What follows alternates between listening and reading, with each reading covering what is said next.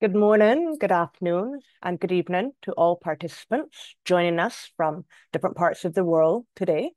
Be On behalf of the UN Women Multi-Country Office of the Caribbean and COLEAD, I would like to warmly welcome you to the session 4 of our Self-Self webinar series, in which we seek to further empower and facilitate the growth of you, the women entrepreneurs. In this session today, we shall delve deeper into leveraging technology and digital transformation. We give a special welcome to our colleagues from COLEAD and UN Women who've joined and have been integral in putting together this session, our distinguished panelists who are at the heart of today's conversation, and of course to you, the entrepreneurs who we hope will engage fully throughout the morning. My name is Gayle Gollop, and I'm the Program Specialist, Private Sector and Innovative Finance at the UN Women Multi-Country Office for the Caribbean.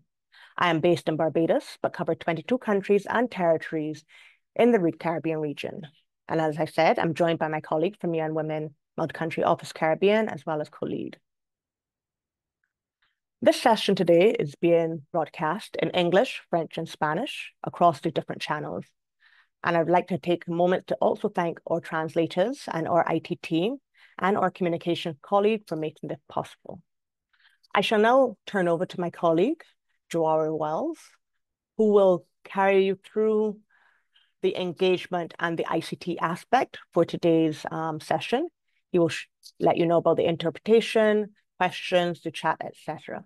Joara, over to you. Hi, good morning, everyone. Just to note, in your Zoom window at the very bottom, you should see a globe. You'll see at the very bottom the bar here. You can click on that globe to change the language to your language of choice. It's English, French, and Spanish. If you don't see it, you may have to click on more, but because I know the window is very small, you should be able to see it there. The Q&A is here. You can submit questions to that module. You could just put them in there, and then they may be answered during the course of the meeting. They might be answered live in the Q&A itself or in person. And lastly, the information exchange, you can enter various things, bits of information in the chat as needed. Okay, and then I will hand over back to Gayle. Okay, thank you, Joara. And I hope if you have any questions throughout, just put it in the chat, and Joara will help you just sort out those issues you may have. But I think we have been practicing, so I think and I hope it will be a smooth session today. Okay, so now we will delve deeper into our session. Next slide, Joara, please, so we can start the series. As you would have seen in the invitation, and I've mentioned, this collaboration between UN Women and COLEAD started earlier this year, and we are now in the 4th session. And I welcome you who have come to previous sessions, and I hope that you would continue to join us as we have 2 more for the year, and let us know, give us your feedback on how today's session and the other sessions have been. We are targeting entrepreneurs in the African and Caribbean countries and beyond. And we're focusing on businesses mainly in the agricultural and agro-processing areas. This series is tailored for business leaders, women entrepreneurs, aiming to foster collaboration among entrepreneurs, share knowledge, showcase successful experiences of the women entrepreneurs, enhance business skills, market access, networking opportunities. So as you can see, this is a collaboration, and we would like, and it's for you, the women entrepreneurs, by the women entrepreneurs, so that you will be able to share your experiences. You will have other women entrepreneurs giving you their experiences. Today we have an agency who supports the women entrepreneurs. And so it's not just us talking to you. It's a discussion and a facilitation of you talking to each other and learning and growing from each other. So let me turn now to the agenda today. Joara, can you change, please? Okay. So as I said, we're speaking about leveraging technology and digital transformation. I shall be your moderator today, but I will also have assistance from my colleagues at COLEAD and UN Women. Today, we will start with some welcome remarks from Germany Knops, General Delegate from COLEAD. And then we'll jump straight into why you're here today. The panel on the experiences from women entrepreneurs in leveraging technology and digital transformation. So we have a very exciting, diverse panel, and I will tell you more about the participants in our panel as we go along.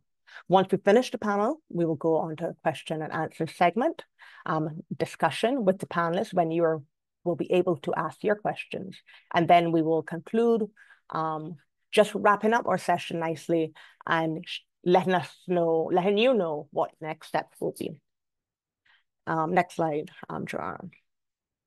Okay, so I just want to lay a little foundation before I turn over to Jeremy.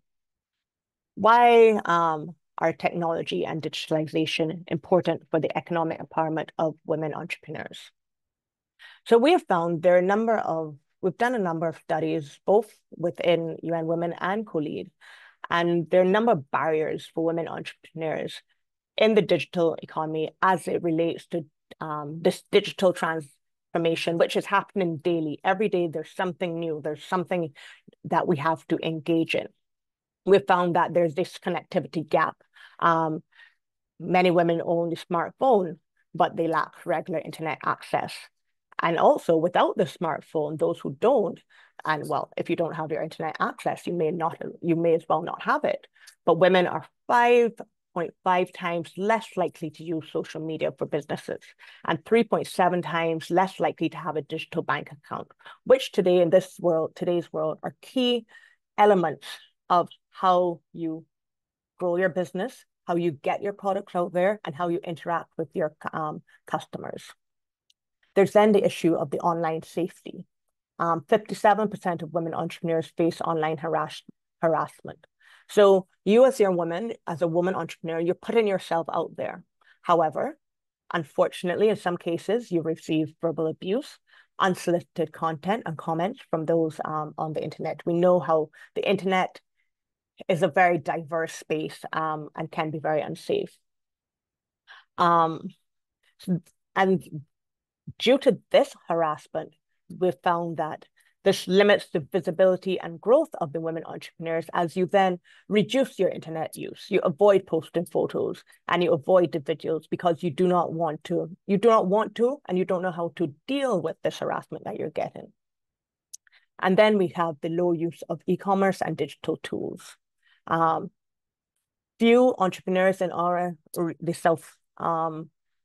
South use e-commerce platforms, and we all know, the Amazon, the Alibaba, Jumia, and that is the key right now. I mean, we sometimes have our regional platforms or your own platform, but we know that these e-commerce platforms are the ones where you will really grow your customer base. And now, of course, we have the use of AI tools. However, are we prepared? I, for one, no, I'm not. However, I think, and that changes, it's so dynamic and it changes every day. But we need to be prepared. This is the way it's going, the world is going, and we need to be prepared. So these are some of the barriers. Next slide, Dora. Yeah, so these are some of the barriers that I have faced. So as I said, we've had this is the fourth iteration of this series, and we have had participants from all over the world, we're happy to say. When we started this series, we wanted participants. It was basically focused on the African continent, as well as the Caribbean region. And that was because COLEAD worked extensively on the African continent, and the UN Women Multi-Country Office Caribbean worked in the Caribbean. We are far, there's a wide Atlantic Ocean between us. However, there are many similarities, and we seek to foster, that closeness and that growth. So again, participants. So as you can see, though, we have also expanded our reach in these sessions. We have the greatest participation from Africa, and then Caribbean, a little less. We are indeed a much smaller region than Africa. But we also have had participants from South America, Europe, and other regions. I believe that includes this Pacific region as well. So it's a wide range, and we hope that, and this bringing you together, we hope then that you can build that bridge between the regions, and also then foster connection, foster that connectivity, and learn from each other. Next slide, Jar. Okay, so I've gone through, laid the groundwork for what we will be doing today. So before we move on, though, as I said, I will introduce my colleague, Jeremy Knops, the General Delegate of COLEAD. Jeremy has quite some experience in this area, agro-processing, agribusiness, etc. He holds a master's degree in business engineering from the Solvay Brussels School of Economics and Management. And before joining COLEAD in 2009, he worked in Guatemala with a farmers cooperative exporting to the EU and the US.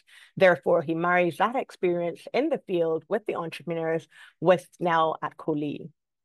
He later became an expert in private standards and certification from the ACP fruit and vegetable exporters and was appointed General Delegate of COLEAD in 2019.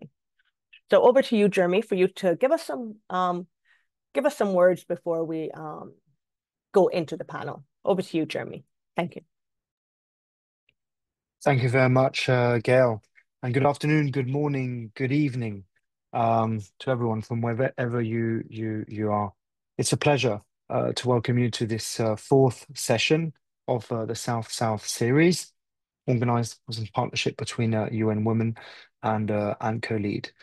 I would like to already thank, of course, UN Women for this fruitful partnership. I'd like to thank the panelists for their time, for sharing their stories with us. And of course, I'd like to thank all the colleagues at UN Women and COLEAD for making this possible, as well as all the participants to this session. I'm really delighted to see already so many of you joining us from all over the world. As Gayle explained, I can already recognize some names from Africa, the Caribbean, Pacific, and beyond. And I think the spirit, of course, of these sessions is really the sense of community, to be able to share experiences, learn, and ultimately collaborate. And today, our focus is on leveraging technology and digital transformation. We hear a lot about this. It's, of course, a topic of critical importance, not only in the agricultural, agri-food sector, but of course, beyond. Every day we hear news about this. Digitalization is really reshaping the way we operate, we do business from wherever we are in the world, and of course, it creates a range of opportunities for innovation, efficiency, and growth. Now, nonetheless, as Gayle explained, and we did this during the preparatory work for this session. Of course, there are a number of barriers, from the limited connectivity to financial exclusion to digital skill gaps and online safety issues. And these barriers do affect women in a disproportionately way, limiting, of course, their ability to further embrace the opportunities of this digital economy. At COLEAD, we manage different programs, and the one that's really supporting also this partnership and the organization of these sessions is the Fit for Market Plus program funded by the EU and the OACPS. And within this program, as a transversal kind of commitment and objective, we are active in contributing to more inclusive digital ecosystems in the agri-food sector at all levels, at the macro, meso, micro level. And so our ultimate goal, of course, is to ensure that women-led businesses have the knowledge, the tools, the competencies, and the networks they need to thrive in this area of rapid digital transformation. Now, of course, today's session is not going to be about only reviewing the challenges, but most importantly, it's going to be about sharing some solutions and success stories. And I'm really delighted that we'll hear some inspiring experiences and stories from women entrepreneurs across Côte d'Ivoire, Uganda, Zimbabwe, Grenada, and who really have been able to harness technology to innovate, expand the reach, and strengthen their resilience.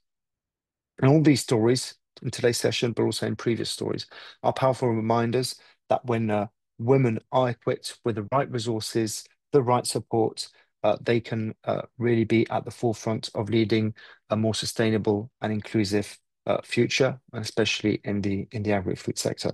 So I encourage all of you to actively participate in today's discussions, ask questions, share your perspectives, stay in contact after the session.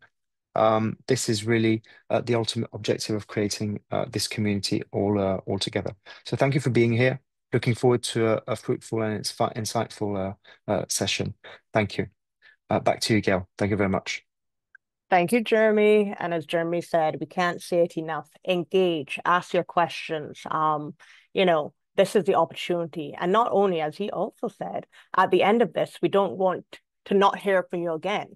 Keep in contact. You will have all of our contact. So keep in contact. Let's keep this momentum, and let's see how far we can go with that. That's why we're trying to bring you together here. We're facilitating it, and we will continue to facilitate even after we close today. So thank you, Jeremy, and thank you again. Okay, so now we move to our panel. So I'll just give you some instructions on, and I'm so happy before we move, I'm so happy to see everyone put in their name and where they're from in the chat. It's always good to see where everyone is from and how far away you're from, and I'm very glad to see that, and I like that activity so far. So now before I start the panel, I will just give you a understanding of how we're going to do this today. We have 5 panelists, and each panelist has a presentation, and they will give their presentation. So I will introduce, and they will give their presentation. And once those panelists finish their presentation, I will have a brief exchange. Once all 5 panelists, I should say, have finished, I shall have a brief exchange, and then we will turn it over to you, where my colleague Alonso will lead the question and answer session. However, that does not mean you have to wait until the end to start putting your questions in the chat. If you're anything like me, you will not remember your question 45 minutes from now. So I encourage you, we will be taking note, put the questions in the chat or the question and answer session, I should say. As you go along, put your questions in the question and answer section, and then we will be sure to get to you at the end. However, that does not preclude you from raising your hand during the question and answer segment and asking your question. We actually promote that, but as I said, I know you might not remember 30 minutes from now what you wanted to ask. So that's how we will do it. But once we hear from our expert panelists, then we turn it over to you. So without any further ado, I will start with my panelists. First, I would like to introduce you to Gladys Yao. She's the founder of Piment Mako from Côte d'Ivoire. And if you do not have on your French translation, for those who do not speak French, be sure you're in the right channel. The channel say in English, and as Gladys will be presented to us today in French. So as I said, Gladys is the founder and manager of Citrav, operating under the brand Piment Mako. Since 2016, she has transformed local staples into national seasoning powders, making her company a recognized innovator in Côte d'Ivoire agri-food sector. And for me, I look forward to hearing what Gladys has to say, given that we have similar businesses in the Caribbean. And I think all those from the Caribbean and those in Africa will find it interesting, Gladys's approach, and learn from her as well. So over to you, Gladys. Thank you. Well, thank you very much. Thank you all. Good morning, good afternoon to all of you. I must say I'm absolutely delighted to be able to attend this session, and especially to tell you about my story. And I'm moved that so many people are attending the session remotely. I'm extremely enthusiastic about this. So I'm going to present Citrav, my company, which is from the Ivory Coast. The name of the company means Staple Food Processing Company of Côte d'Ivoire. It's an innovative SME, which is committed to promoting Ivorian food product, and it processes local spices, chili, peppers, sumara, okra, onion into 100% natural seasoning powders without chemical additives. In 2016, we received a prize, an international prize from the CGECI Agriculture Award. We also received a National Excellence Award in 2025, the MTN Startup Award in 2020, the Pierre Cassel Award in 2019, sorry. And so this shows that in the end, people are trusting our company. And so it's really encouraging, I must say. Let me say a few words about myself. I'm Yao Aya Gladys, and I am the manager of the company. And Citrav is really focusing on producing local spices, especially chili pepper powder. And so I'm showing you here, I don't know whether you see me, some of the products that I'm holding in my hands. So not just chili, but also pepper, then also sumara, and then African pepper, which we call trèfle. And then we produce these seasonings, so it's reduced in powder. Next slide, please.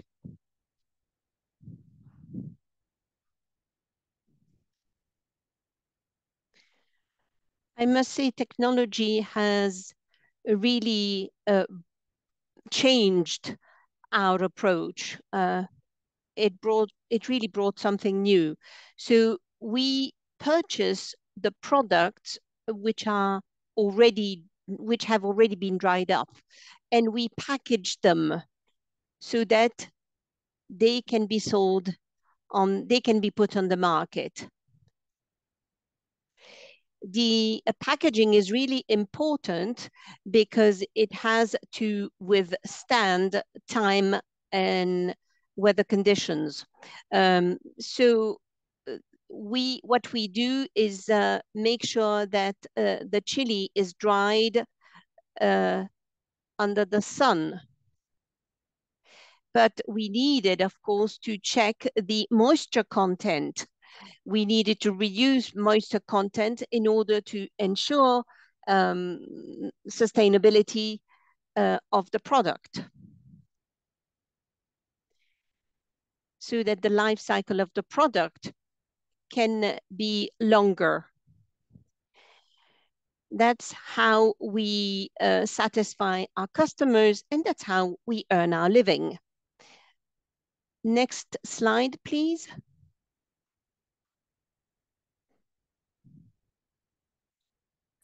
In order to determine the moisture content, in the past, we did it by hand. So we had to touch the product.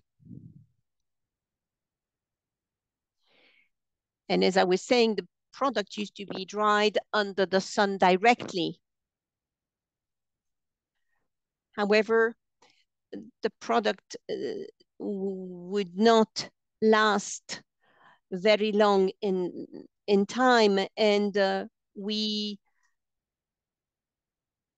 were faced with customers asking for more, and so we decided to buy a moisture meter to try to solve the problem of humidity, because products were going back because there was some residual moisture in the product.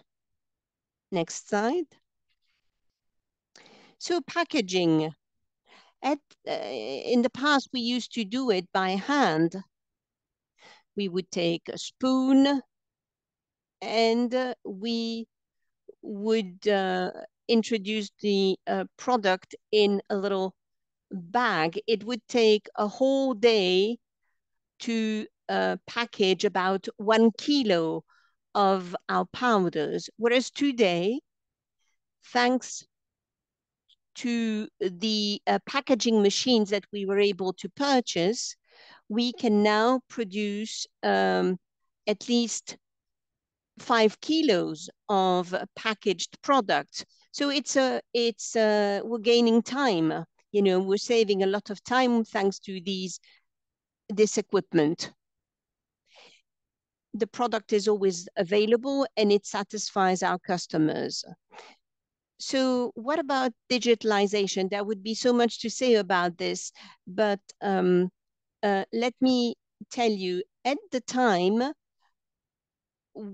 we needed to record the data, you know, what we had purchased and how much we would put in the package. That had to be done manually. And it took a lot of time. We needed to buy a large book for proper bookkeeping, but it was fastidious. And there was a loss of energy for us because we were wasting time recording all the information manually. Today, thanks to computers, we can enter the data in the computer, and this is easier because, of course, we can then have better bookkeeping. So when we have to report our income to the tax authorities or to Social Security, we needed to do this in person in the past, and you know, you had to queue in line before the administration office. Now we have everything is done online, whether, you know, paying your taxes or paying or filling in the Social Security information. That's it. That is all done online now, which is, of course, a great savings in terms of time. And also for our sales. You know, in the past, we would have to travel to the market and we would have to sell our products door to door. It took a lot of time. And, you know, we had to convince people about our brand. We needed to convince them to buy our products. And despite all these efforts, sometimes we did not sell enough, no more than 5,000 francs per day. Today, thanks to our Facebook page and thanks to social media and our website, all that is simplified. I mean, we can have a better reach to the consumers, and that translates into pleasant figures, of course. So this is what I wanted to say about the benefit of technology and how digitalization really contributed to the company gaining new shares of the market thanks to technology, you have access to the global market. Thank you very much for your attention. And thank you, Gladys, for sharing. For me, it was particularly interesting to see how, the technology and the digital transformation not only focuses or not only plays a part in your production, but also the administrative part of your business. So thank you for sharing your experience. So I see that we've started to get some questions in the question and the Q&A section. So I encourage others, if you have a question, please post it there and we will answer it once we get to the Q&A portion of the morning. Again, thank you, Gladys. I now turn to Sheba Augustine. She is the founder of Omi Natural Skincare in Grenada. So we've come across the Atlantic Ocean. We've left Côte d'Ivoire, come across the Atlantic Ocean to Grenada. And so you will hear from Sheba. Sheba, we have been working at Young Women with Sheba for a while now. She has, within the framework of the Build Back Equal project, funded by the Global Affairs Canada. And so Sheba founded her business, Omi, in 2018. It is a natural skincare brand using local cocoa butter and coconut oil. Her brand has expanded into a full line of products focused on sustainability and natural ingredients. So over to you, Sheba, and thank you. Hi, good morning, everybody. Well, it's the morning in Grenada. Thank you for that introduction. And I'm really looking forward to sharing more. And I really enjoyed the presentation before mine. I learned so much about the things that I take for granted, I suppose, because I did start my business in 2018. And because of the generation that I'm a part of, being part of digital technology is almost second nature. So to think of all the things that digitization has made more efficient over the years, apart from the more recent developments, it was really nice to reflect on that. So today I'm going to be talking more so about leveraging social media and AI in order to, oh, what's that? I think it's asked me to start my video. Can you see me? I'm sorry. Yeah, leveraging social media and AI to, one, market my business, share more of the story behind the business, but also AI to improve the back end operations in terms of just offloading some of the cognitive overload that comes with running a business on my own. So we can go to the next slide. All right, so what we're going to cover today is a little about myself and my business. And as I said, the role of social media in marketing, the role of AI or artificial intelligence in my business operations, and then a short introduction of my entire digital team, because in terms of human beings, I'm the only person that works in my business, but I do draw on a lot of digital resources to make that possible. Next slide, please.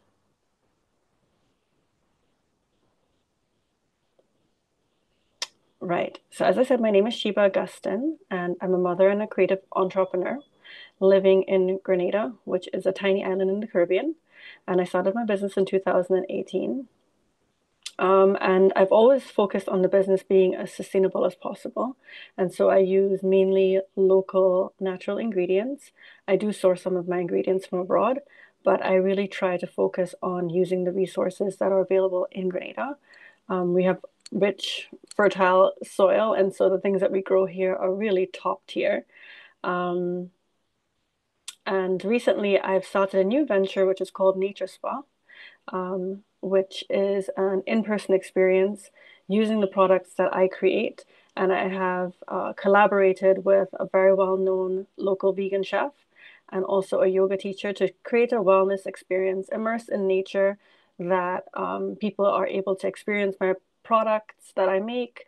They are able to understand maybe the best way to use them, and all in a beautiful natural setting. And it's just a really lovely time being out in nature. So I think I would have mentioned I started Omi in 2018, and only formulate with pure and natural ingredients. very sustainable business. And then I also use my platform on social media to really advocate for self-care, as I've learned a lot over the years from being a student to becoming a mother, just how important it is for us to care for ourselves, just in order to sustain ourselves to become the best versions of ourselves. Next slide, please. All right, so the role of social media for OMI. Essentially, I use social media to share the brand's personality. I've seen from 2018 until present how much more there is expected from brands on social media in order for people to really feel like they know who they're purchasing from, they know the brand's values, they know what the brand stands for, and it's really a lifestyle that they're buying into, especially with a brand like mine, which is all about skincare and self-care, which is such an personal and intimate part of people's lives. And especially as a small business that is not going to have a budget for television ads or billboards, social media is really how I get the word out about, all the things that I'm doing. So apart from sharing the brand's personality, I also would share about the benefits of the products. Maybe some people don't know what some of the ingredients can do for your skin. So I share about that. I share the process of how things are made, from picking the plants sometimes in my own yard to drying them, to infusing to make, face oils. I would share about new products that are launched, new offerings, share more about the brand values. If there's a sale or promotion, that also goes onto social media. I primarily use Instagram and Facebook and also WhatsApp. If I've restocked one of the stores where my products can be bought in person, that happens on social media. If I've restocked my online store, that is also shared on social media. I also use it to kind of build the credibility and success of the brand. And so I would share customer testimonials. What else do I talk about? I talk about insights into self-care practices. Some people are looking to find out, well, how do I use this product? Or how can I elevate my self-care practice so it's not just skincare, but it really restores me?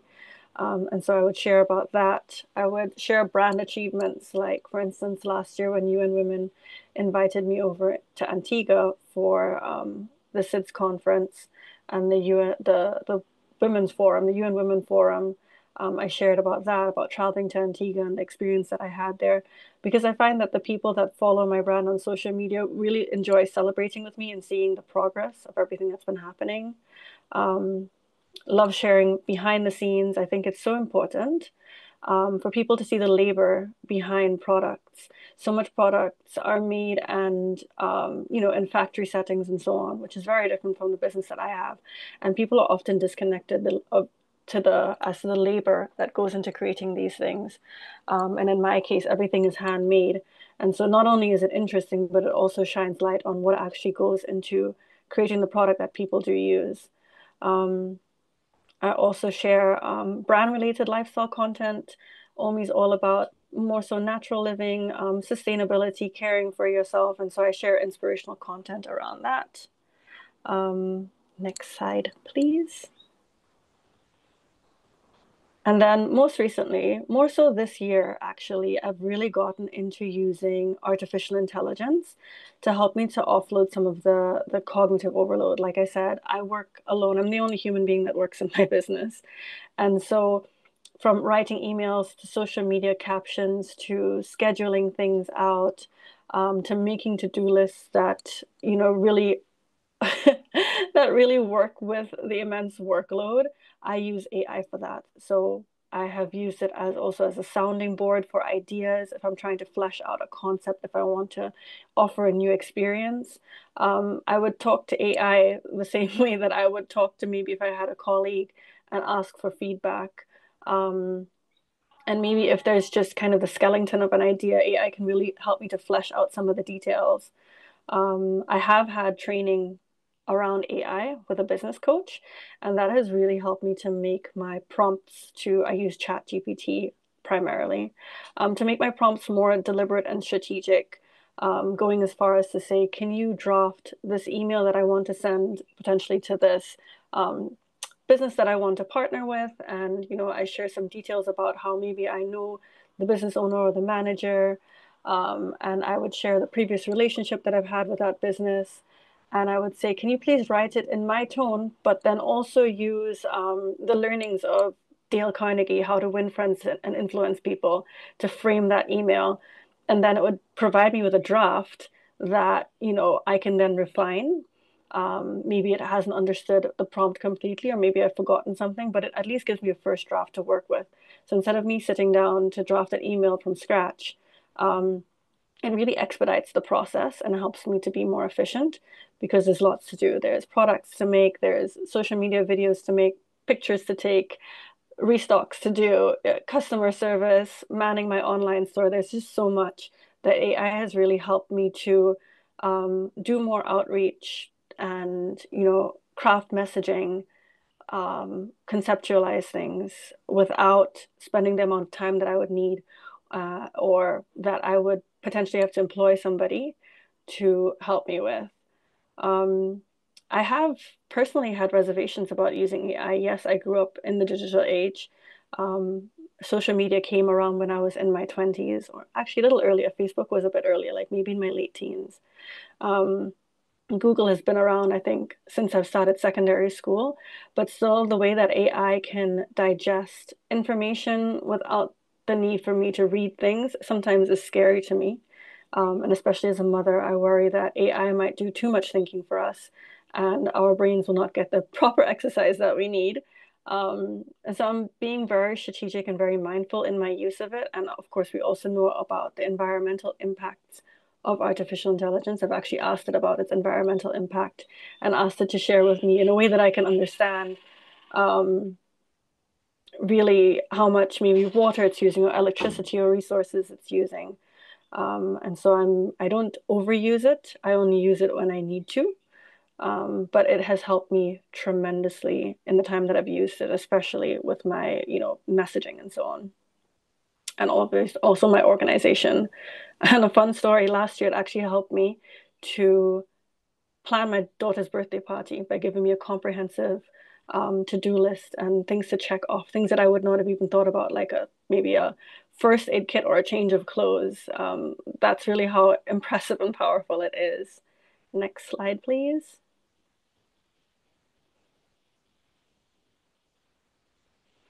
And I also mentioned at the beginning that I have a whole digital team.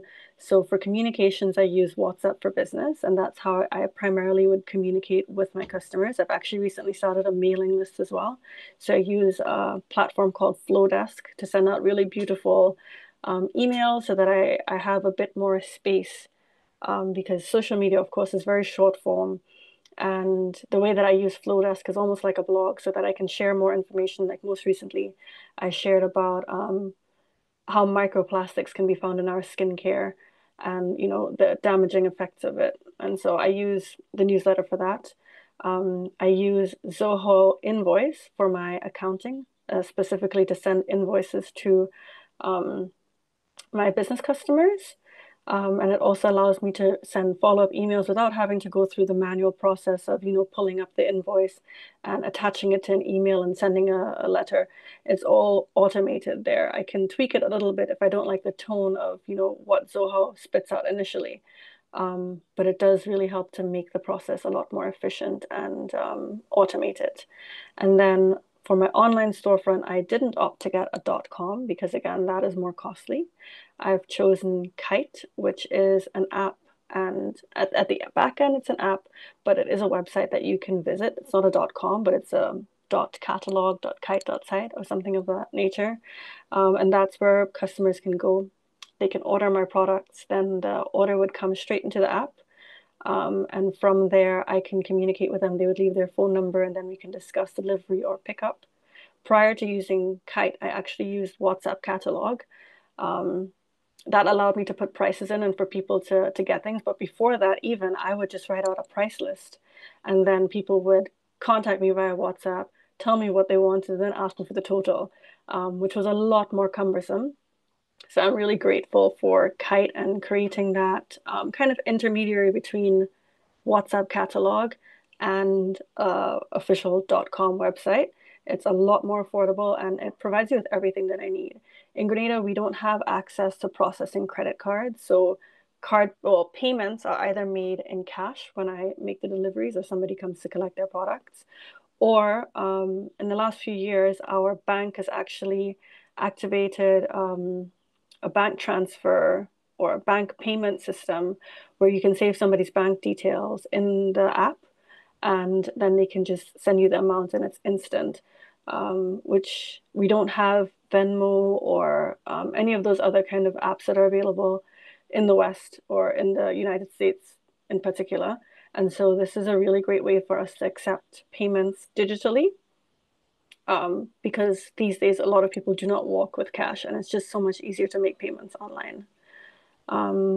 Yeah, so this is the OMI's digital team for the most part. I also use Facebook, but primarily focus on Instagram. Next slide, please. Yeah, so this is the end of my presentation. You can scan the QR code if you like with your phone, and that will take you to my Instagram page. And I also have my contact information if you ever would like to ask me any questions about this presentation, or if you'd like to place an order for products. I ship over the world, unfortunately not right now to the United States because of an issue with the shipping and the taxes and so on. But hopefully that is resolved soon and I can resume shipping all over the world. Thank you so much for listening, and I'm looking forward to all the other presentations. Thank you, Sheba, for that comprehensive presentation. There are a couple of things, you're speaking about AI and, seeing all the things it can do, but also being mindful of that. Okay, are we going too far? Where do we stop? So that was really interesting to me, as well as, when you spoke about your use of social media. Sometimes we think it is just for, we think let's use social media just to showcase our products, but I like how you use it as a platform to showcase your business as you. You're showcasing your products, you're celebrating your wins, you're sharing the behind the scenes, which then enables your customers to feel a connection to you. So thank you, Sheba, for that. Please put your questions in the question and answer section for your questions for Sheba. Okay, we'll now move on to Josephine. Our next presentation is by Josephine Okot. She is the founder and managing director of Victoria Seeds Limited out of Uganda. Since 2004, she has built her business into one of Uganda's leading seed companies, recognized internationally for its impact and innovation. Josephine, I turn it over to you. I recall in our session yesterday, you asked about the time, so I asked you to stay 10 minutes, and I hope I don't have to jump in and say, okay. But thank you, Josephine, for being here. Over to you. Yeah, greetings and good morning, good afternoon, good evening. I'm delighted to be with you. Congratulations to the UN Women and Co-Lead for this great webinar. And I'm proud to be associated with the distinguished participants who have joined us today. So I am delighted to share the journey of Victoria Seeds Limited, how we have leveraged technology and digital transformation to become East African farmers' most trusted seed source. I don't see myself, I'm not so sure why I'm not Gayle. I don't see my face though, but I'll continue presenting. So the next slide, I would like to introduce what we do, about what our business is. Actually, seed itself is a technology. So our business is to transfer the seed technologies that are developed from research. And we don't do it alone. We partner with Piment, we partner with the World Vegetable Center, and we get these technologies into the hands of mainly smallholder farmers. And our goal is to improve their crop yields and income. So this seed as a technology, we provide in it high germination, drought tolerance, early maturity, better yields, disease resistance, and characteristics for industrial use, so the farmer can access markets. So why do we say it's a great technology? Our first hybrid, Victoria 1, the yield is 7.5 metric tons per hectare of maize. So if a farmer used an OP variety, they would get only 1 metric ton. So this is like more than 5 times the yield. So it makes a great difference in transforming. But next slide, that's not all about us, our team. Next slide, please, is very passionate about empowering women. And our work has been acknowledged globally with a number of accolades. For one, developing the agri-input market in Uganda for our ethical business practice and empowering rural women in our business model. So I'm just going to show one example of what this looks like. The next slide, as you see, these are many years ago, but at that time, the UN Women selected myself as the founder to be Uganda's torchbearer for Millennium Development Goal 3, which was on gender equality and empowerment of women. That's the Danish ambassador passing over the torch to me in Kampala way back in 2008. So next slide. Why did we get this recognition? It's really our work. We focus on developing the communities and empowering rural women, but mainly we do so by engaging them in our seed supply chain so they can have an attractive market. We impart skills in seed production and also support them with extension. We also provide input loan, not in the context of cash money, but rather in the context of seed. And we try to address the time poverty of rural women by providing post-harvest equipment, because as you know, most of the burden of threshing or post-harvest labor is provided by women and children in households. The next slide. So as Victoria Seeds, what are we doing? Here I would like to share very quickly some of the key building blocks that I believe is the reason for our success. One, I ventured into a business in a profession that I'm passionate about. So if we want to be entrepreneurs, only venture into what you love to do. As you see, passion is unmatched. You see beyond obstacles. You are able to persevere. You are able to stand up when you are knocked down. And always, as a woman leader, sometimes they brush us off. So always you must believe in yourself and have the courage to follow through your dreams. Have drive, develop your own self-confidence. And personally, for me, it was great to create a cadre of team players who shared my vision, and I trained them to bring solutions and not problems. And financing agriculture is a big challenge in Africa in general. So it's important to find a financial partner who is willing to support your growth and who understands your business. It makes a difference between success and failure. The next slide, please. So what are we doing to unlock opportunities to empower farmers through digitalization and artificial intelligence? As you can see, in the last, I think from the time where Victoria Seeds was founded, the primary method of reaching the farmers is by putting a crop demonstration.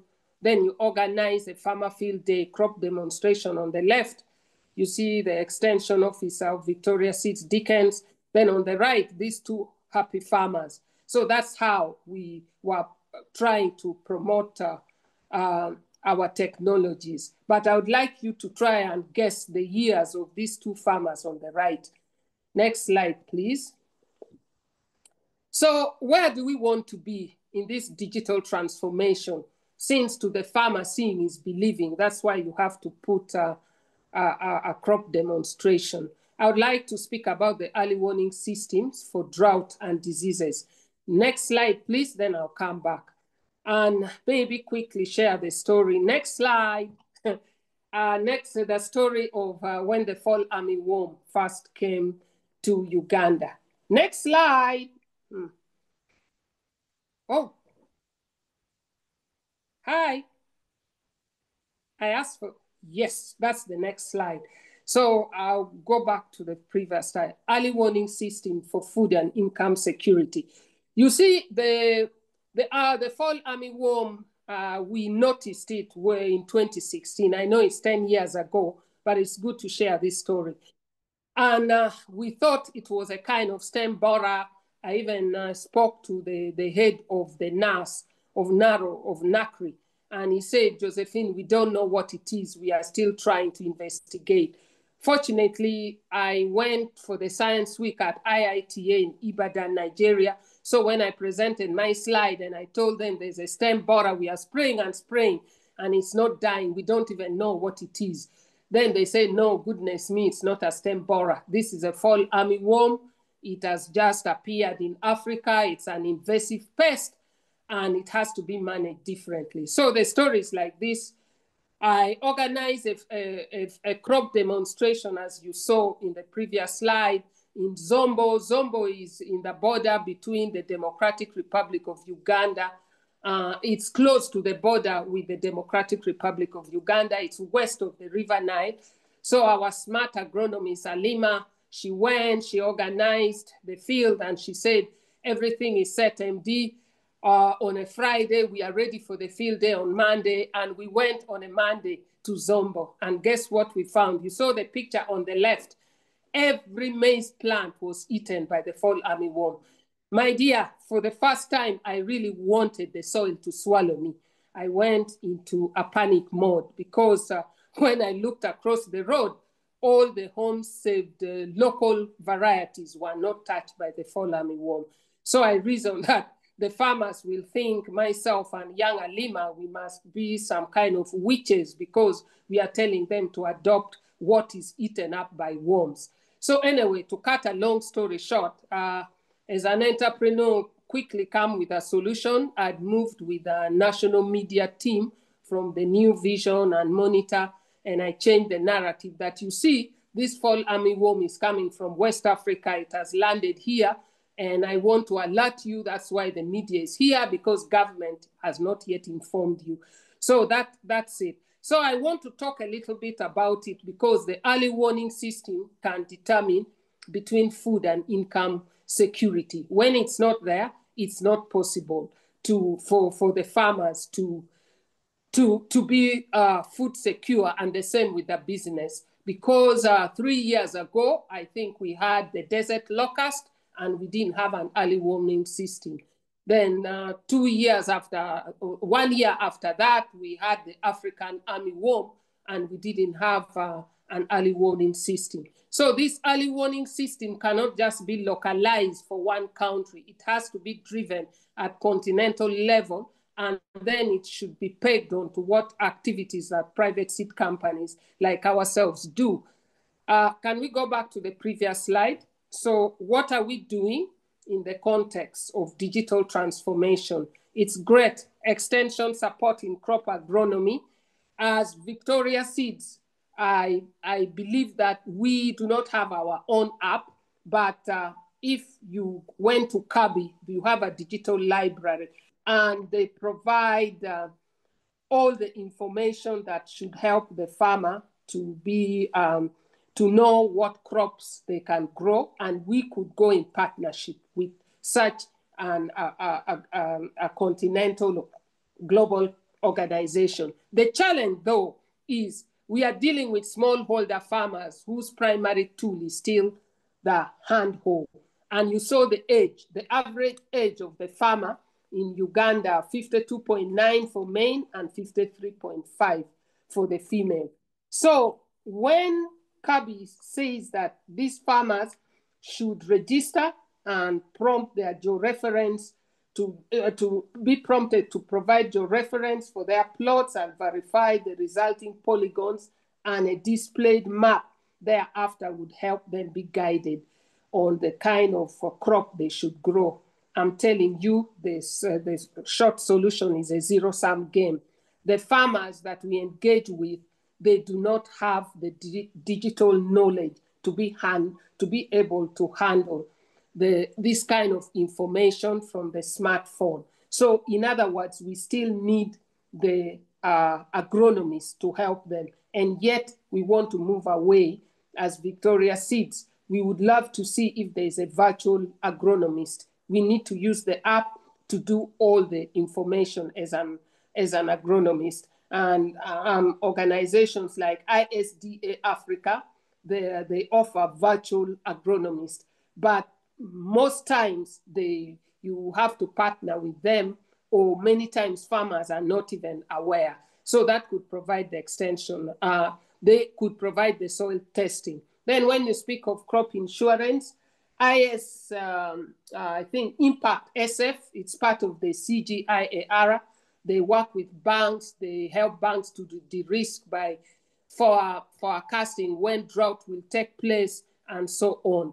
But you find that crop insurance, to translate that to crop insurance, a farmer should know that I don't need to insure because there is no drought. But as a seed company, or maybe not just Victoria Seeds as an industry, it's a challenge that we find that it's not easy to look for all these partners all over the place and to try to convert that into tangible information to the farmer. What works well now is market prices for outcrop, for farmers' outcrop, and also knowing who the potential buyers are. And as Victoria Seeds, we do digital marketing primarily through WhatsApp, and we try to provide online payment for farmers who want it. And these are not the traditional smallholder, but the commercial farmers, or sometimes we would say modern farmers who may be a lawyer, but he has his farm, or somebody who is doing a banker who has his farm. The last slide, I think. So as we conclude, that is what our products look like. And we believe that moving forward. Oh, there was a slide on funding before that, sorry. That's my last one, the one on funding. Oh, it disappeared. After this, there's a slide on, no, it's before the products of Victoria Seeds. Hi, sorry, no, there's only this slide and then the product. Okay, okay. There was a slide on where I stated that digitalization, the funding gap. So the challenge, as you can see, it's exciting that we digitalize, but there's a funding gap, because in that slide, I said it's always debt, debt, debt. And equity, soft debt is hard. Equity is forgiving, debt is insistent. Equity is a pillow, debt is a sword.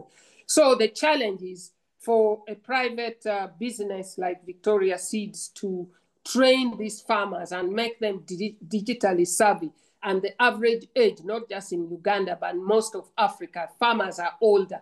They are not really digitally savvy. It becomes a challenge.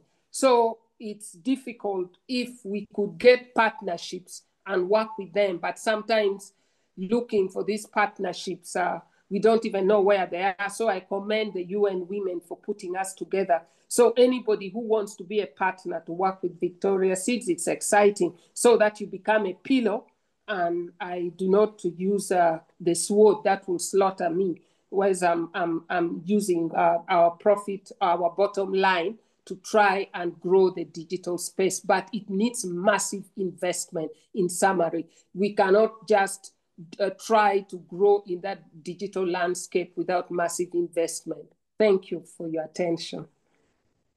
Thank you, Josephine. And yes, we hear that passion. It was very interesting to see those opportunities which you identified where the digital transformation is needed. But that last point you made is also key, the funding gap on how do we fund this digital transformation. We all know it's necessary, and we also know that many of the entrepreneurs are not equipped financially. But how do we fund and provide all necessary resources to enable this digital transformation? Thank you so much, Josephine. We move now to our next presentation, which is back over into the Caribbean, the Grenada National Training Agency. So we're not looking at not an entrepreneur, but a support agency that is supporting the entrepreneurs, all entrepreneurs, in this digital transformation. We will be hearing today from Dr. Kemoy Shureen Edwards, who is the Chief Executive Officer of the Grenada National Training Agency. Dr. Edwards has extensive experience in education and quality assurance, and she has led initiatives in digital literacy, youth agriculture, and enterprise training. Over to you, Dr. Edwards, and thank you again. Thank you very much, Gayle Gollop. So good morning, good afternoon, good evening to everyone.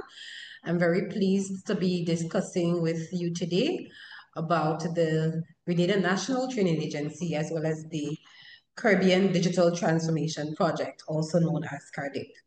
So before I go into discussing the Digital Transformation Project, I will just speak briefly about the NTA.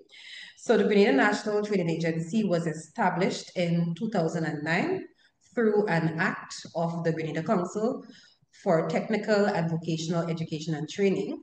And the whole emphasis was to be able to provide, to oversee the development and delivery of technical and vocational education and training in Grenada.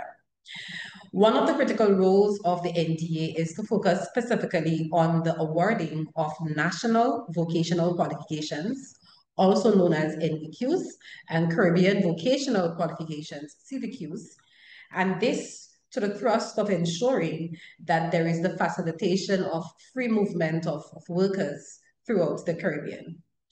In addition, the NTA is part of the CANTA grouping, or CANTA, also known as the Caribbean Association of National Training Authorities.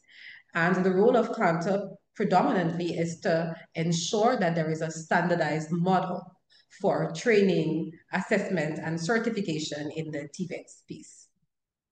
In terms of what the NTA does, going back to that emphasis on TVET, we focus on standards development. So we collaborate with industry, with sector advisory bodies for the development of standards. We also offer work-based training or enterprise-based training by collaborating with institutions as well as with governments to ensure that there is a level of workforce certification.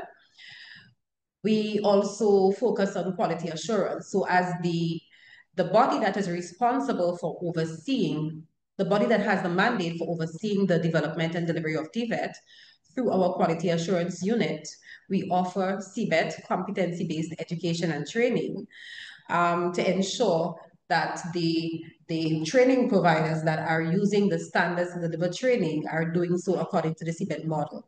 We also focus on center approvals, assessment and verification of training. And through the training support department, there is the emphasis on career guidance and gender-sensitive training. Through our monitoring and evaluations department, we ensure we do research to monitor and evaluate the outcomes and the impact of the training that we offer. And of course, through monitoring and communications, through marketing and communication, we focus specifically on the marketing aspect of what we do and the communications aspect. We offer, so we have over 200 standards, and they range from agriculture right through to technology. So where did the CARDIP project come about? What is the importance of the CARDIP project? So the government of Grenada embarked on a digitization process across the public sector. And the whole idea was to be able to strengthen the service delivery, to create jobs and to spur economic growth. Next slide, please.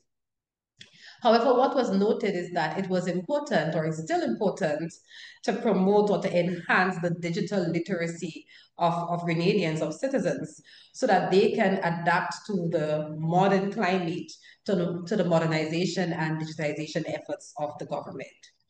So the conceptualization of the CARDIP project was really to support the creation of that digitally enabling environment through the implementation of skills development training programs for Grenada. The CARDIP project really is a $94 million initiative throughout the Eastern Caribbean, specifically the OECS. So it's Grenada, Dominica, St. Vincent, St. Lucia. And the objectives focus on increasing the access to digital services for businesses, for governments, and for individuals. Focusing as well on the digital skills development of those individuals and businesses with whom they interact. And there's also that emphasis on public sector modernization, as I mentioned, and ensuring that there is digital government infrastructure. So the emphasis really for the project, it was not so much a focus on women, but a focus on the citizens to improve the digital literacy of citizens of Grenada. What was noted is that there was a rising youth unemployment within Grenada, and the most recent labor market report indeed shows that youth unemployment continues to be a critical area of concern for the government. So to ensure that there is an emphasis or there is a drive to create opportunities that are aligned with 21st century labor market needs, the CADIT project came about. Yes, the CADIT project came about.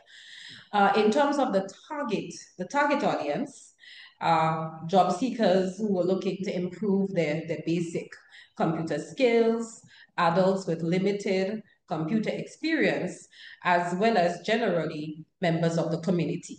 Next slide, please. So in its conceptualization phase, the project did not necessarily focus on women. So it was a regional initiative really focusing on accelerating transformation in education, in skills, and in workforce readiness. So how does the Grenada National Training Agency, or GNTA, come in there? It's because the GNTA, as the apex body driving TVET training, was approached by the government of Grenada through the Ministry of ICT to oversee that particular program, right? So given the role we play in aligning the training programs with the needs of the labor market, with the skills needs of industry and government, we had to play a crucial role in the development of the standards and the training modules that are used, for the delivery of that particular program. Next slide, please. Right? Now, in terms of what the emphasis of the program is, so through CARDIP, there is training and certification through what is known as basic digital literacy. The idea is to start at the most basic level to ensure that citizens are equipped with the skills that are needed to succeed in a digitally transformed environment.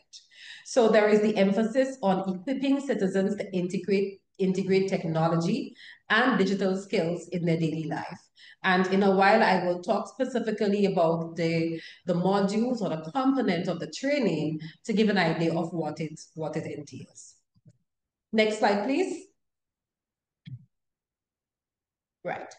So the Ministry of ICT and the NTA signed a Memorandum of Understanding in 2023 to promote the digital transformation, or that digitization project, through basic digital literacy. So the training commenced in November 2024. And the idea was to have about 400 trainees as part of that program.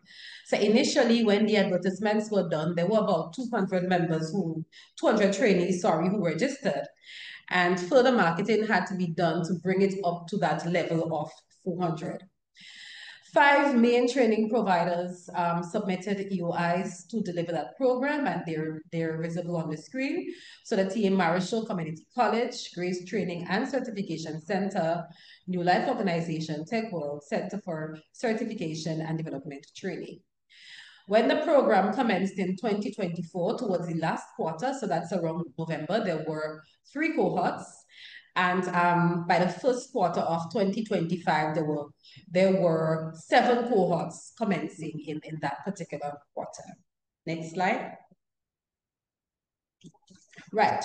So in terms of the content of the modules, or the content of the training program, because the emphasis of the course is basic digital literacy, to look at the foundational levels of digital literacy so that participants are initiated into the whole idea of what information and data literacy means. So it starts with topics such as operating a personal computer, using digital devices, and using mobile IT devices, right? So the module 1, for example, looks at operating the computer and its computer basics. How do you put the computer on? How do you print? And so forth. When it gets to module 2, looking at communication and collaboration, how can one access and use the internet? How can one use basic language and communication skills? How to do a simple computer search? What about observing ethical practices while using the computer and internet? Participating in online networks and social media, using digital literacy skills to access the internet and interacting with clients. But there's also the emphasis on digital content creation, such as operating particular software packages, using mobile IT devices, and so forth. So as I just described, the modules were really at the basic level to initiate the trainees into the fundamentals of using a computer and developing the digital literacy skills. Next slide, please. Right. So initially, in looking at the enrollment of the IT fundamentals, what was noted is that the female registration outnumbered the number of males in the program. So initially, I alluded to the youth unemployment rate in Grenada, but there's also the challenge of for example, the ILO 2025 report revealed that unemployment still continues to be a challenge in Grenada. And for males, whereas the statistics show 30.8%, for females, it is about 40.96. So the female unemployment is higher by almost 10% higher for the women. But it's a telling statistic, particularly because women, when we look at our reports over the years, women tend to access training more than men. Yet the unemployment rate is higher for women. And we are seeing with the statistics here that we have a lot more females enrolled in the program. It's a lot more. So you have that, the initial statistics, we have 19 males versus 112 females. Yet, and not just for IT, generally, female unemployment tends to be higher, even if women are accessing training more than men. So it means there is a problem. Next slide, please.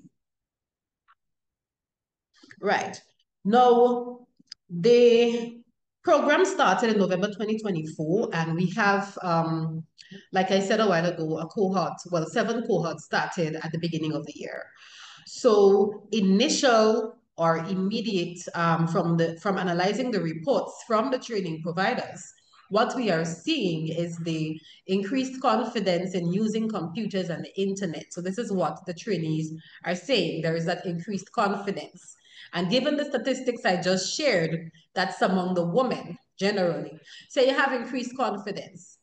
They're better able to handle common issues like troubleshooting, finding files, and sending emails, as well as demonstrating a good understanding of online privacy, data protection, and basic security features. Next slide.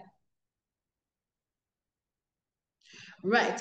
So what we have to do now is to, apart from completing assessments, certifications, etc., is to do the long-term follow-up, right? So through the Office of Monitoring and Evaluations, look at the impact. Because it's one thing to talk about how many women are registered in the program and what they're reporting, or how many women and men, are registered in the program and what they're reporting about their experience. But what we want to look at now, in particular, would be the impact How does it change the employment situation of women? Are more, apart from them being more comfortable using the computers, are they using it to leverage their businesses? Are they using it to create employment? So this is the follow-up that we have to do at the organization. Nevertheless, we have been reflecting on some of the future plans and long term, so that expanded access to other communities, because the registration data shows that it's predominantly St. John and the parishes, sorry, of St. John and St. George. This is where most of the trainees are coming from. So it means we have to expand to the communities, to the parishes that are underrepresented, to ensure that the digital transformation project has that reach in Grenada. We also want to look at the pathway to advanced certification, because with the basic digital literacy, they're starting off at that foundational level, but it will be important to go at a higher level. The trainees have expressed the interest in completing the NVQ, right? Because what they're doing now is just aspects of a full NVQ. So they have expressed that interest to do the complete program so that they can have a NVQ certification.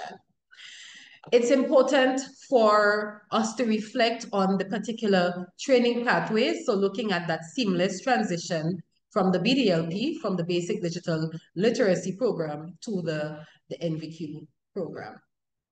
So just to wrap up my presentation, as I pointed out, whereas the Digital Transformation Project did not start off as a project for women, the statistics are showing that the women are predominantly enrolled in the digital transformation project. So as an organization, as we go forward, we have to look specifically at how we can create those pathways to advanced certification for trainees, but also to measure the impact of the BDLP training on the participants. How did it improve their lives and their livelihoods? I thank you.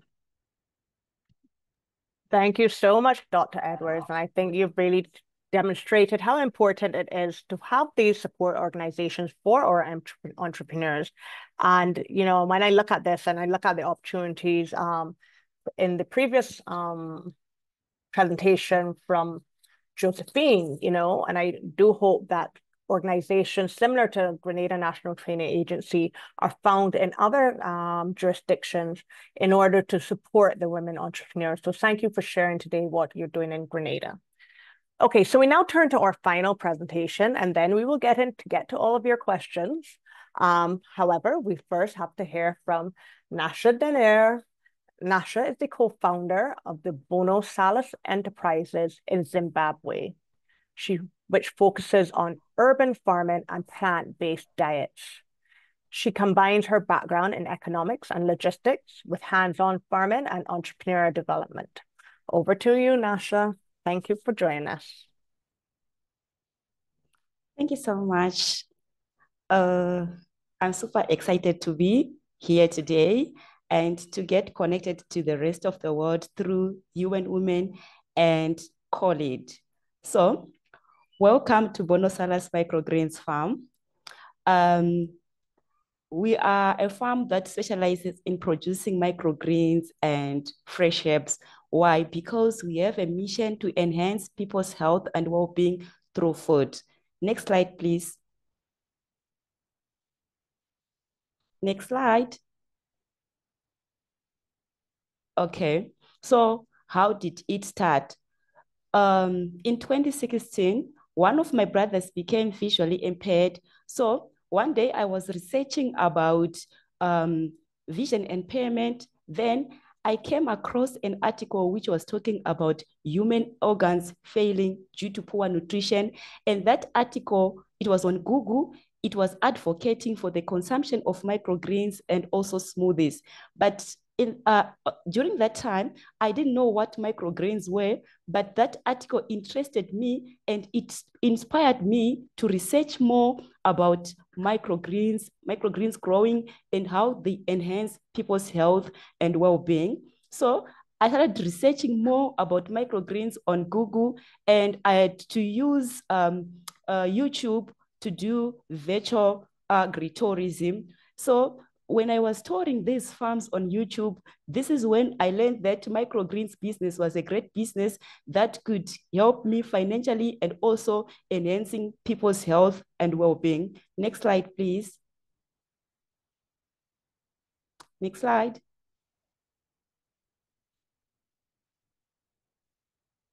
Next slide. Okay. So when we were touring these virtual farms, we got to understand that we had an opportunity to grow sprouts, microgreens, herbs, and also naturally occurring edible weeds. And during these tours on virtual farms, this is when I learned about urban farming and indoor farming. I'd never heard about indoor farming, but I learned this through Google and YouTube. So because of the touring that I had done on the internet, it helped me to start doing research and development so that I could also start this business and also help Zimbabweans to enhance their health through food. Next slide.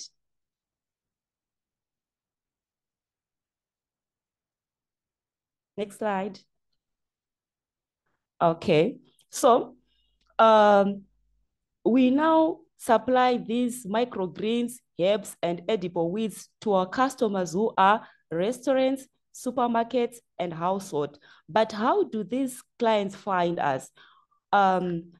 We created a website where we do blogging about microgreens growing and how they can be of help to the people who consume them. Just because here in Zimbabwe, it is a new business that many people, they don't even know what they are. So we realized that it is good to create content that is related to the business that we are doing. That's why we create content about microgreens growing and how they can be incorporated in the Zimbabwean food. So we do blogging where we create content on our website. And also we have a Facebook page that we use to again create content where people or our followers who are on Facebook can also see content that is related to microgreens growing and consumption.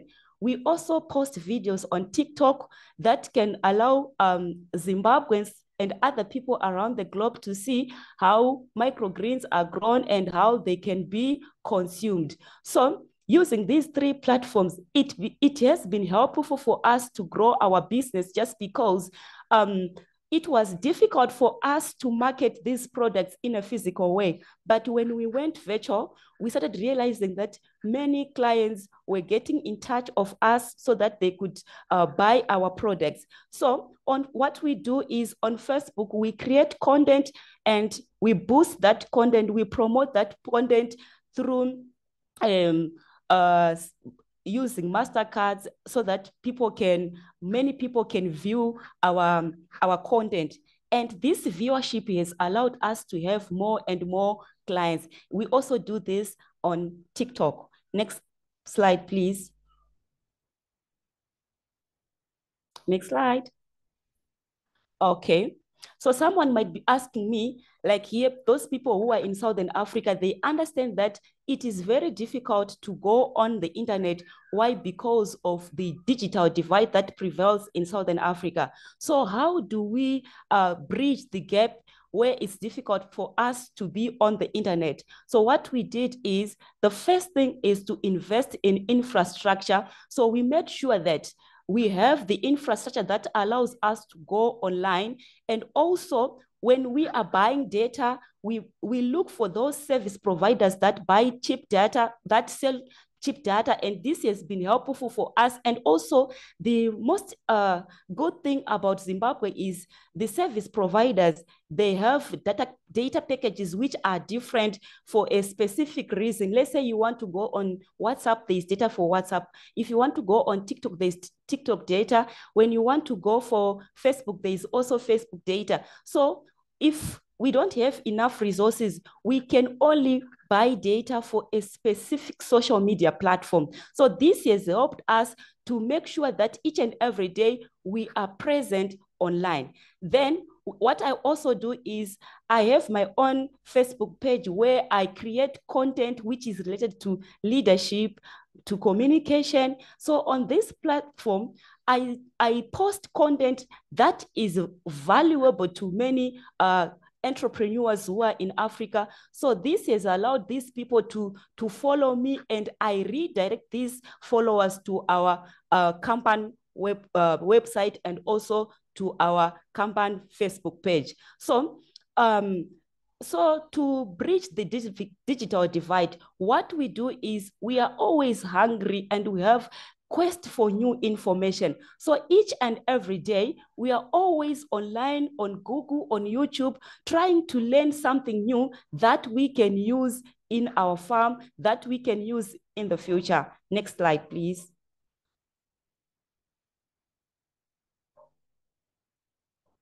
Next slide. Okay. So how we have been using technology in the following way. Currently, we do indoor farming where we grow our vegetables indoors and also in a greenhouse. So we have learned growing vegetables indoors through technology and through digital platforms. So we do hydroponics farming that we have learned on social media platforms, and we've also learned through Google. And in our business, technology has helped us through networking and collaborating with other people around Zimbabwe and across the globe.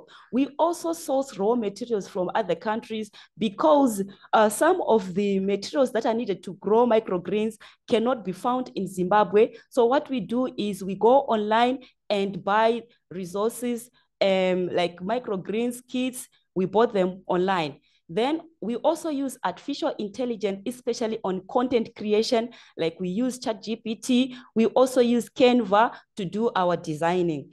And I love reading a lot, so I go on Quora, where I read a lot about leadership, about communication, because if you are an entrepreneur, you also need to learn about leadership so that you can be able to communicate and interact with other people from different social backgrounds.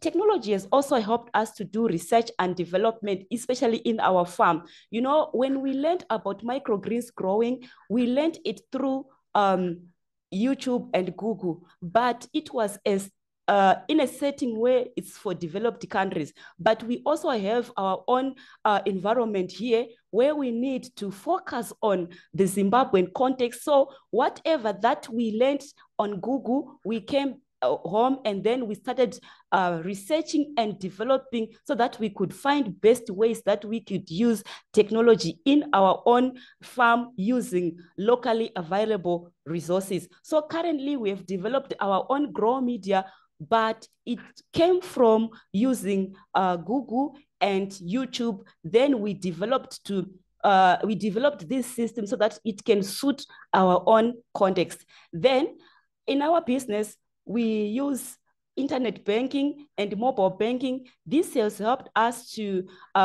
reduce the cost of standing in queues in the banks. So social media marketing has been so helpful for us because most of the corporate clients that we have, we found them through social media. And our website has allowed us to gather emails from people. Then we market our products through the emails. And also, after we do an advert on social media, we can now use platforms like Google Analytics to analyze the effectiveness of our adverts. Even on TikTok, we also analyze the effectiveness of the advert that we would have done even on Facebook. So this allows us now to understand what should be done after we have done an advert. Was it effective or not? And this allows us to develop a new method of advertising and marketing that can give us results, or that can enable customers to respond to our call to action. And we also use technology for data storage. So the data everything that we do, we store it in the cloud. And it has helped us to access our data at any period of time as long as we are connected to the internet. And technology has also helped us at our farm in terms of mentorship. I have received a lot of mentorship from different people across the globe, from South Africa, from Kenya, from USA. These were online mentorship, and it helped me in terms of leadership and in terms of how I communicate and in terms of how I can develop my urban farm. Next slide, please. Next slide. Next slide. Okay. So these are some of the benefits of adopting to technology that we have witnessed in our farm. At first, we were using passive hydroponics farming, but because of learning from the internet and learning from what other virtual farms are doing, we now have an active hydroponic system that we have put in place, and it is very effective and efficient. It has increased our productivity, and we can now grow more even on a confined space. And also, leveraging technology has allowed us to be cost effective. We have reduced the cost of production because we used to have more workers, but because of the use of technology, the workers that we use have been reduced so much. And when we do our marketing, we reach a wider audience, and this has helped us to be known in many provinces of Zimbabwe. And technology has also allowed us to easily access markets and opportunity. You know, when you go on the internet, you can learn of new opportunities, business opportunities that are in Zimbabwe. But if you don't have, or if you're not using technology, you might not be even aware of opportunities that are even in your own town. But because of using Facebook, because of using the internet, because of using WhatsApp, we get connected to so many entrepreneurs who also connect us to new opportunities. Like, the reason why I'm talking to you, it is because of the internet. It connected me to UN Women and COLEAD. And technology allows us to have increased knowledge about how to do urban farming or how to do indoor farming. And also, it speeds our financial transaction. So at whatever time of the day, we are able to do financial transaction because we do internet banking. Next slide, please.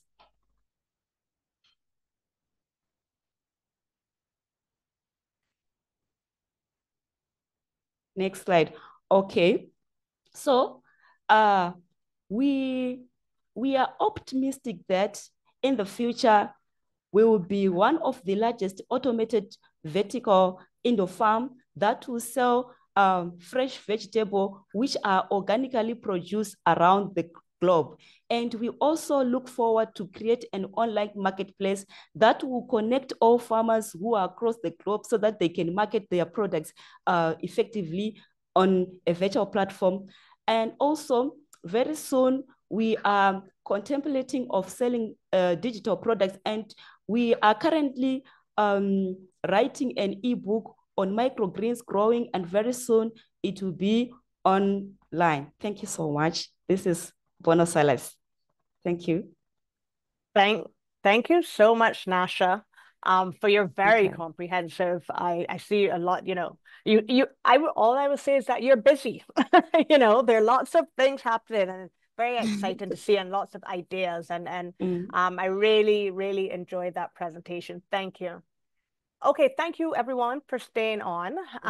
We will now pivot a little. We will go to a 15-minute, straight into the 15-minute question and answer session led by my colleague Alonso. We did have another question for the panelists, but I think they have comprehensively covered everything. So now we go to Alonso, who will take us through the question and answer session with the questions in the chat. And if you have a question, you can also raise your hand. Over to you, Alonso.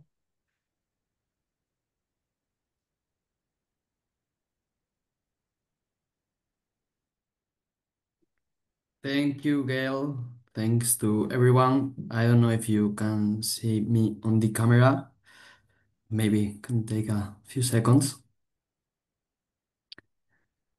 So during this brilliant session, we have been receiving a lot of questions from the audience. All of them are pretty interesting. As far as we are running a little bit short of time, we will make this part as quick as possible, and I will be asking randomly to our entrepreneurs who have been presenting this session so well some of the questions that the audience want to know about their work and about digitalization and technology. So this first question is to Gladys Yao from Aberbesi Aboganina. She's telling us, congratulations, Madam Yao, for your commitment to the digitalization. We are also very glad of your job. And we would like to know how do you plan to digitalize the supply chain of your company's operations? That means from farm to fork, in order to improve production consistency, traceability, and the quality of the products placed on the market. How are you planning to do this, Mrs. Madame Yao? Thank you so much. Well, thank you very much for the question. Right now, we are doing some training on the supply chain. So the idea is to digitalize the whole process from reception to packaging. So there is a software which is following the production from beginning to end. That means until packaging and until you have a final product. And so we're doing training on that on the supply chain. Thank you so much, Mrs. Yao. That's an inspiring response. I would like to go ahead now, and I would like to do the next question to Sheba Augustine that has received a lot of good questions. But let me please just ask you if you can share where you receive your AI training. There are too many questions related to AI training. So please, can you share where you receive your AI training or who coached you on these tools? Also, Uh, how did you determine which AI tool was most suitable for your business? I find this question interesting. If you can please respond, Siva. Thank you so much. okay, okay, no problem. I'm happy to answer that question. Initially, I think it was so before I started my business, I actually worked in online marketing at a resort. I was creating blogs, digital content for social media, and so on. And so I've always kind of been in social media and around the emerging technology. And it was actually one of my managers from that job, after I finished working there years later, actually bumped into each other. And he started to show me the possibilities of AI. And so that's when I started to get into like just a little bit, but not really with, I'm sorry, the truck just passed in the road. That's when I kind of started playing around with it and exploring it. And it was this year when I started working with my business coach, who's Nicole Watson. She showed me, one, how to use ChatGPT more effectively, and then two other platforms. One of them is called Claude, and the other one is called Loom. And I did a really interesting process with AI to get more clarity, because this year I went through a transition where I thought I would go more from business to consumer to business. And in doing that, I realized that was definitely not what I wanted to do. So then I had to transition back to business to consumer. So she asked me to do this clarity exercise to see, well, what is it that you want to offer? What are your values? What are your boundaries and all of that? And so she sent me a list of talking points, and I had to sit for, I think, 5 minutes with each question and record it on this app called Loom, which is AI. And then it's a video recording that also gives you a transcript. And then I took that transcript and put it into ChatGPT and prompted it with questions like, what do you think my stumbling blocks are? What are my values? And so on and so forth. Because, you know, in this kind of very organic process of just freely speaking, I was able to kind of clarify, and it would notice trends of things that I would repeatedly speak about. And when I looked at what AI told me about myself, I was like, wow, okay, you know, this is really powerful, and it helped me to go into to go with actually more enthusiasm, more clarity, more excitement into like this new trajectory of really honing in on business to consumer. So that's how I learned more about AI. And then with Claude, sorry, I didn't even talk about that one. Claude helps to refine like letters and writing. And so I think it has a bit more of a human touch, but I've actually transitioned out of using Claude because I've worked with ChatGPT so much now. It really understands my voice. And so sometimes the emails that I write need very minimal refining because it kind of went from being robotic and not really understanding me to speaking to me as if it were my friend. So it's been very interesting, to say the least, working with artificial intelligence. Thank you so much, Sheba, for the response and how important is mentorship. Sometimes how important is connecting with people. That's what we are trying to do today. We have a few minutes left. I would like to finish by asking to Kemoy, Dr. Kemoy Edwards, if possible. They were asking you if you could share here the profile of the beneficiaries in your training program. Maybe that's too much for now, but it's a question that everyone working in corporation or working in the private sector ask along their lives sometimes. How did you manage to reduce dropout rates throughout the certification process? And they are putting in place their experience. And, they were telling, we recently implemented a youth agro-pastoral entrepreneurship program in Cameroon in this case, far from the Caribbean but connected somehow, which included a capacity building phase. During that period several young participants, especially young participants and women dropped out due to social constraints, and they are interested in learning from your experience in this case, Kemoy, about this, how to stop this dropout on this period. If you can please respond to the question, because sometimes this is also linked to technology and to lack of digitalization and access to internet, for example. If you can Right. please respond. Yeah, thanks. Okay, so thank you very much for that question. So in terms of what the NTA is doing or has done in collaboration with the organizations, the training providers, to look at the attrition rates for the participants. Even before the training begins, we focus specifically on the capacity building phase, so that competency-based education and training. So for the training centers, the instructors who were scheduled or chosen to deliver the program had to undergo a specific training in CBET to ensure that they could deliver the program. And what that training does is ensure that the program is tailored specifically to the participants. Because sometimes we may have instructors who are content experts, but not necessarily skilled with the pedagogy to ensure that they can deliver the training. So that's one of the things we have done for the BDLP program, and we also do for the programs, that quality assurance focus. Additionally, the institutions, the training providers selected to deliver the program, ensuring that they have the infrastructure, the IT infrastructure, because it's the BDLP, a literacy program. An institution cannot be chosen to deliver the program without having the equipment in place, because one of the challenges for the program can very well be connectivity, so that when participants are at home, they're not able to access the program, etc. So the access to labs, the IT labs, we saw as fundamental, the access to platforms, fundamental to ensuring that they can complete the program.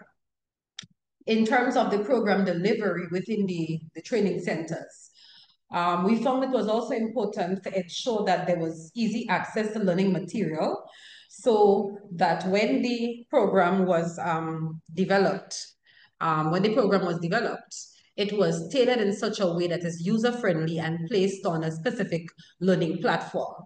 So because it's basic digital literacy, it is not going to be the traditional paper-based approaches. It's on a particular learning platform that they're able to access and go through the material in a user-friendly manner, as well as the assurances, because in looking at the first set of reports, challenges were noted that there was attrition. So the first set of reports showed that, for example, for a particular institution, they started off with 20 and each cohort had to be 20. But after a while, it went down to 17. So there was attrition. And the institution now, given the assurance that they will do their best to ensure that they provide as much technical support as possible and emotional engagement with learners. In terms of the profile of the learners, they predominantly, like I said, we have more females registered, but also in terms of the higher education, it's like some of them are the highest level is secondary and the highest level is tertiary. So for quite a few, there may have been some sort of digital exposure at some point. So this is what we have done. We still have to continue looking at the statistics to monitor further attrition rates. But generally, this is what we have done to ensure or to minimize the attrition. But of course, there were one or two dropouts from the program, but this is what we have put in place to deal with the attrition. Thank you so much. Thank you so much, Sheba, for the response. We are approaching to the end of the session. So I know many of the questions have not been responded here in this space. That doesn't mean that we will not take care of them, and we will share them in our networks so you will can access in the next weeks. I would like to give the floor now to Nina Desanlis. She's project manager from COLEAD, and she will be in charge of doing the next steps for next sessions. Thank you so much, Nina. Over to you. Thank you, Alonso. I hope you can all hear me. Yeah, okay. So yeah, I'm gonna just summarize a bit the key points and the path forward. So as Alonso said, I am Nina Desanlis-Perrin, project officer in the Networks and Alliances department at COLEAD. So as we come to the end of this enriching session, I want to thank our panelists, moderators, and participants for sharing your experiences, insight, and energy. Today, we have heard remarkable stories from women entrepreneurs across Africa and the Caribbean, and we have seen how technology can be a bridge to opportunity, resilience, and growth. So we began by acknowledging the reality. The technological divide is still real. A big share of the population remains unconnected, and across the global South countries, women face barriers such as high cost of connectivity, gaps in digital skills, limited access to innovation and mechanization, and limited access to finance. But what we have also heard is that these challenges can be overcome. Our panelists today have shown us what's possible and how technology can support and accelerate entrepreneurial growth. Whether it's using mobile tools to reach new markets, experimenting with AI, introducing innovations, or building support networks, each story reminds us that when women entrepreneurs are equipped with the right skills, tools, and confidence, they become catalysts for economic growth and community transformation. So where do we go from there? First, connectivity must be treated as essential infrastructure, as vital as roads or electricity. Governments, the private sector, and partners must invest in affordable, reliable internet so every woman entrepreneurs from Grenada to Côte d'Ivoire can access it. Second, innovation in agribusiness must be leveraged. Digital tools can help women in agriculture increase yields, access new markets, and reduce risk. Supporting innovation and knowledge sharing in agribusiness ensures that women-led farms and enterprises can thrive in a modern, competitive economy. Third, skills can be a great equalizer. The future of work is digital and fast-changing, requiring women entrepreneurs to continuously learn new innovations and apply them to their business. Closing the gender gap in tech and business skills is urgent.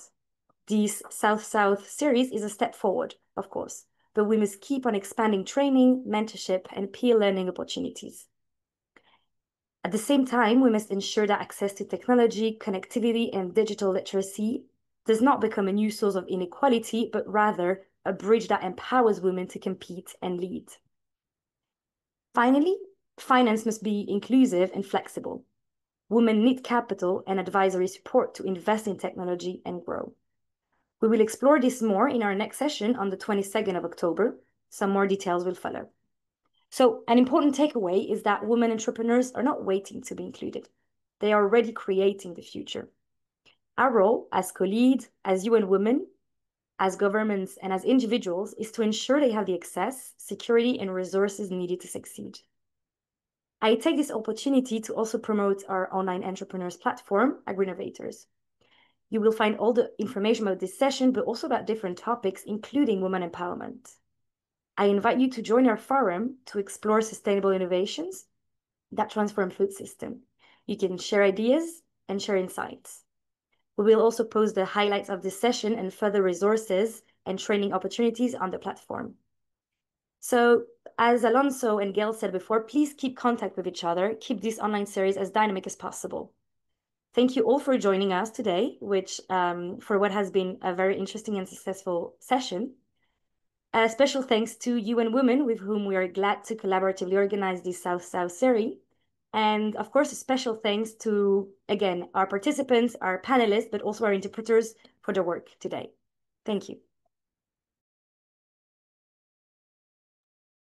Thank you, Nina. And again, thank you everyone for joining us today. We look forward to seeing you in our next session. Thank you. And thank you to our panelists, everyone. Nina covered it all, but we look forward to seeing you again and keep in contact. Thank you, everyone. Have a good day, night, everything else. Bye-bye.